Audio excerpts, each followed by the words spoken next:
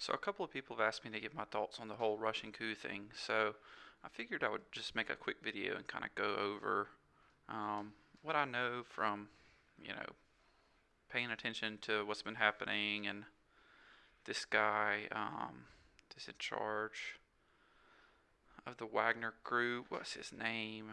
It's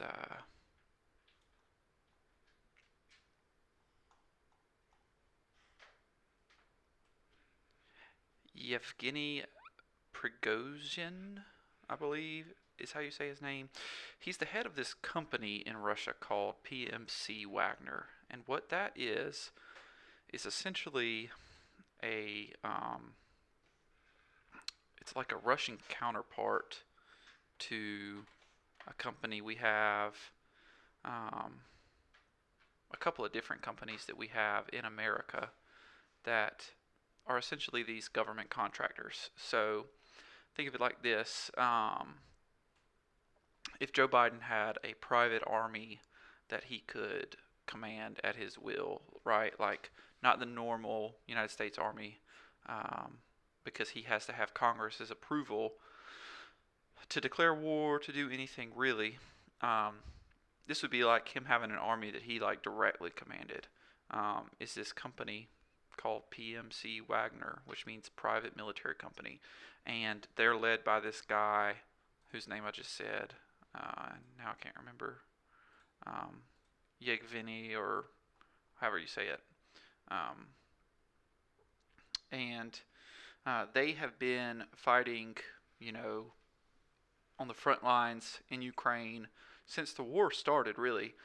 They recruited a bunch of people to the private military group from jails in Russia, so I mean criminals, um, ex soldiers who are no longer in the Russian military. They would join this private military group and, um, you know, fight and get paid for it or whatever. And so this whole time they've been, you know, this guy Yevgeny has been buddy buddy with Putin.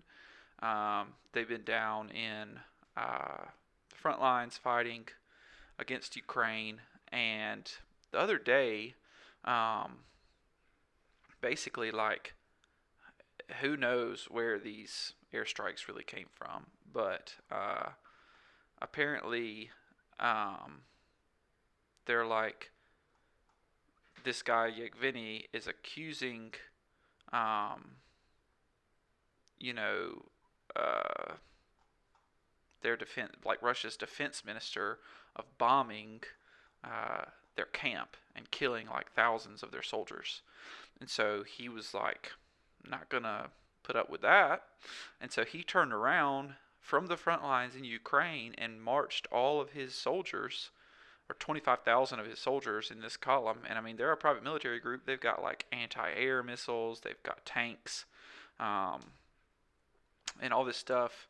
And let me back up. There's been this tension within Russia between this guy Yevgeny and the Russian like military leadership, because basically he's accused them of not providing him and his military group with enough like kits, enough ammo, um, and so he's been there's like a ton of tension between them. So he, after this alleged bombing by the Russian defense minister's order or whatever on the Wagner group's uh, camp, he turned his soldiers around and marched them to this city called Rostov, and like took it over basically. He put all this stuff out on Telegram saying like, if you're a civilian, stay inside. We're not gonna mess with you. If you're a Russian soldier, Russian National Guard, like, don't try to block us or we'll kill you. Um, and like he basically took this city over. It's essentially Russia's military headquarters. He took this city over with like little to no resistance. And apparently some Russian soldiers like helped him. Like Russian soldiers that were, under the orders of their defense ministry, like turn around and helped this guy Yevgeny or whatever take over this town of Rostov. And so, at the same time that all this is going on, Russia's FSB, which I think is like their equivalent of something like our FBI or CIA or something, they like open an investigation into this guy, um, Yevgeny, and um, he got real mad about it. So he said, "All right, I'll take you out too." And then Putin put out a you know a video saying, "This is treason. We're gonna do everything we can to stop this anarchy or blah blah blah or whatever." And then Yevgeny um, basically said, "All right, well, I guess we're gonna have a new president now too." So essentially, like, it's looking like um, I've been saying his name wrong. Yevgeny, not Yevgeny. Yevgeny Prigozhin. Um, it's looking like this guy is basically saying like, I'm gonna. He's been saying I'm gonna restore justice, but it basically looks like he's saying I'm going to like take out this corruption and reestablish justice and democracy in Russia. Now he's also like uses lots of slurs and is very like abrasive. I'm not saying he's in any way like a good guy, but it is very interesting to me that like this guy with his private army is like fighting against Russia from within Russia, but he's pro-Russia. Um, the other thing is that they like took this city of Rostov or whatever that's the military headquarters for the whole war assault on Ukraine, right? And um, is like there's like a picture of him you can find. I'll try to like post it here. Um, like showing him sitting with these two like this general of the southern, part of Russia's army and the deputy defense minister for all of Russia. So like the second in command behind their main defense minister, and he's just sitting there talking with them after he's like taken over this headquarters for the war.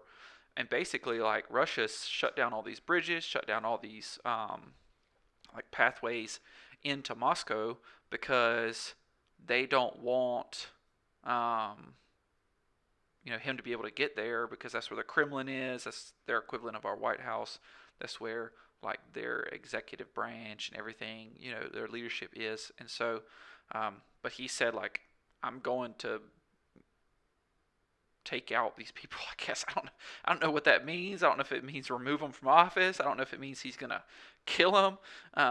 But it's very interesting development, because he's also said like through all this that he believes that Putin was tricked into invading Ukraine by the military leadership, which is a wild accusation if it's true.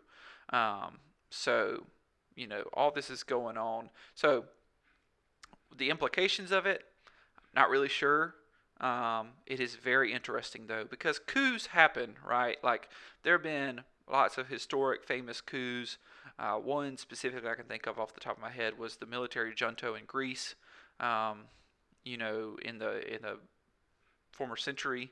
But I mean, there's only a couple of world superpowers off the top of my head that I can think of. Obviously United States, Russia, China, UK, France, Germany, and in recent years there has not been a coup d'état among like world superpowers, and so we're in the middle of this war. Or no, not we. Well, depends on who you ask. But there's this war going on in Ukraine, and now Russia looks like it's like fighting itself basically. And so who knows what is going to come of this, but I find it really interesting. There's an Instagram account that I follow called Real News No BS, and BS is spelled out, for what it means. And they kind of have this ongoing thread of things they're finding off of Telegram and off of different places where like this guy Yevgeny is posting videos where he's talking about what's going on. He's like, he's not trying, I don't know. It doesn't seem like he's trying to be in charge of Russia.